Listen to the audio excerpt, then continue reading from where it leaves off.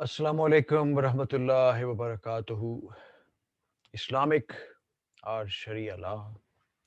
This is session number 68. It's about Duha prayer. Rabbi shrah li sadri wa yassir li amri wahlul uqdatam min lisani yafqahu qawli. Alhamdulillah wassalatu wassalamu ala rasulillah amma ba'd. A'udhu billahi minash shaitanir rajim. Bismillahir rahmanir rahim. The excellence of the Duha prayer. Many hadiths describe the excellence of the Duha prayer. Abu Zar reports that Prophet sallallahu alaihi wasallam said, "Charity is required from every part of your body daily. Every saying of glory be to Allah is charity. Every saying of praise be to Allah is charity. Every saying of there is no God but Allah is charity. Every saying of Allah is the greatest is charity. Ordering the good is charity. Eradicating the evil is charity. And what suffices for that as a charity are 2 rakahs of duha. This is related by Ahmad, Muslim, and Abu Dawood.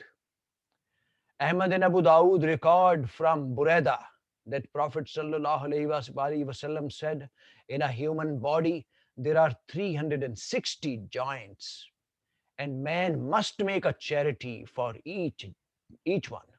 The people said, "Who can do that, O Messenger of Allah?" He responded, "One may cover the mucus that one finds in the mosque or remove something harmful from the road. If one could not do that, he could pray 2 rakats of duha, and that will be sufficient for him." Talking of the legal import of these hadiths, the Ashokani says these 2 hadiths point to the greatness, excellence, and importance of the duha prayer, stressing its legality as its 2 rakats suffice for 360 charities. Something like this should be performed regularly and persistently. The hadith also establishes the importance of the saying, "Glory be to Allah, praise be to Allah, and there is no God but Allah," and the importance of ordering the good, eradicating the evil, and removing the spittle, removing what is harmful from the path, such other acts that will fulfill what is required of a person of daily charities. An-Nawas ibn Saman relates that Prophet sallallahu alaihi wasallam said, Allah said, "Son of Adam, do not fail in performing 4 rakats in the early day, as it will be sufficient for the later part of the day." This is related by Al-Hakim and At-Tabarani, and its narrators are trustworthy. Ahmad, At-Tirmizi, Abu Dawood, and An-Nasai related on the authority of Naim al-Ghatfani with a good chain. At-Tirmizi wording is, "Son of Adam, pray 4 rakats for me in early day, and it will be sufficient for you for the later part of the day." Abdullah ibn Amar says, the Messenger of Allah sent an expedition and they obtained lots of booty and returned quickly. The people talked about their quick victory, abundant booty, and quick return.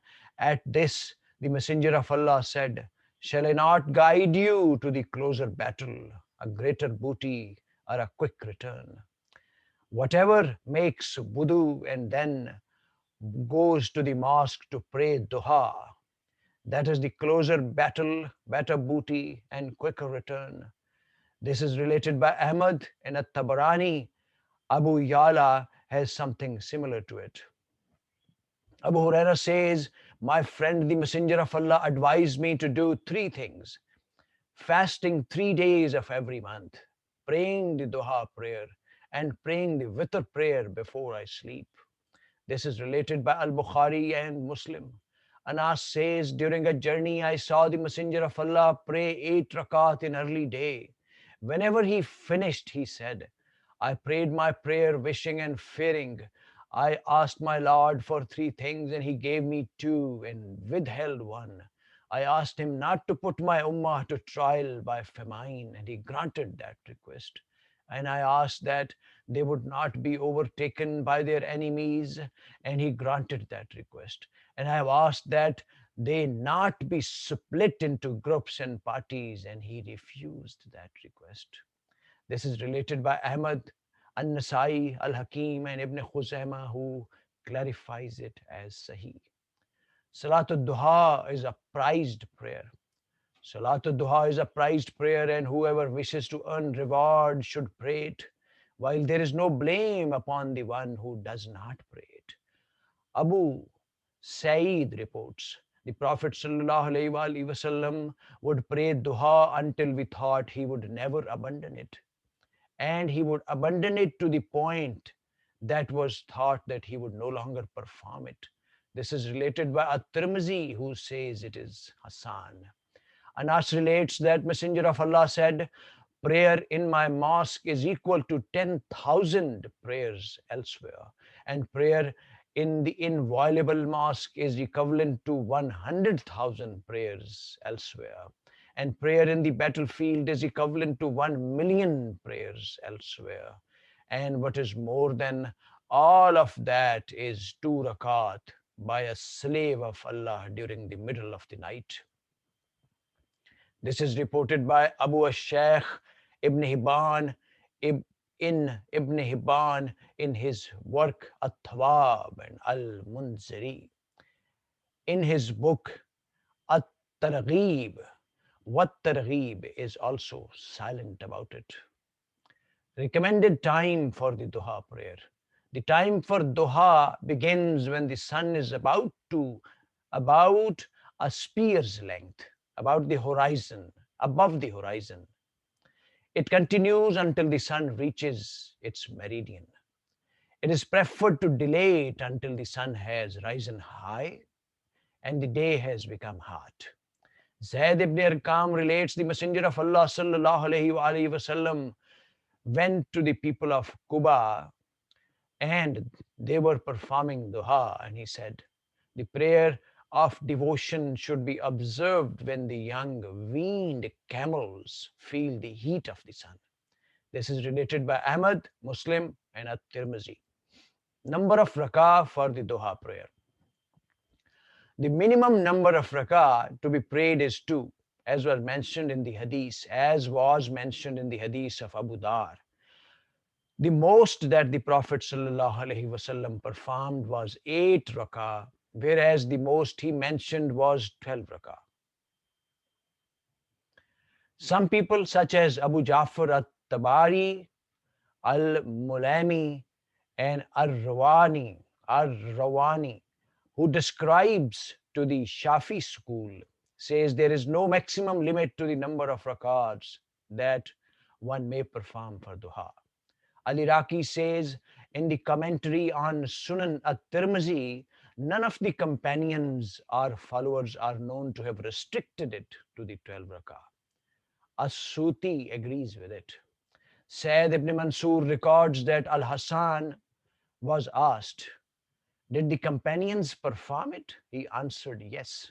Some of them would pray 2 rak'ah, and some of them would pray 4 rak'ah, and some of them would continue until half the early day had passed.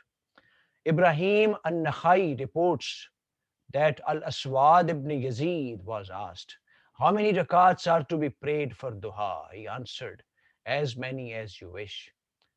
Hani narrates that Prophet ﷺ prayed 8 rakats of duha and made the taslim after every 2 rakat. This is related by Abu Dawood with a sahih chain. Aisha reports the Prophet ﷺ would pray 4 rakats for duha prayer and would add to it whatever Allah willed. This is related by Ahmad, Muslim, and Ibn Majah. Ladies and gentlemen, here this session about duha prayer ends.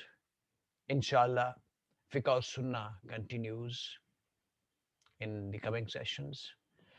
Let's pray very remorsefully and repentfully from Allah subhanahu wa ta'ala that He grants us sincere intention to learn commandments of Holy Quran, Siratul Nabi, Hadith, and Sunnah, and gives us courage and strength to pass it on to others, all Muslimin and whole humanity, and apply it upon us in our families, our cultural societies, countries, and world as a whole in letter and spirit 100%.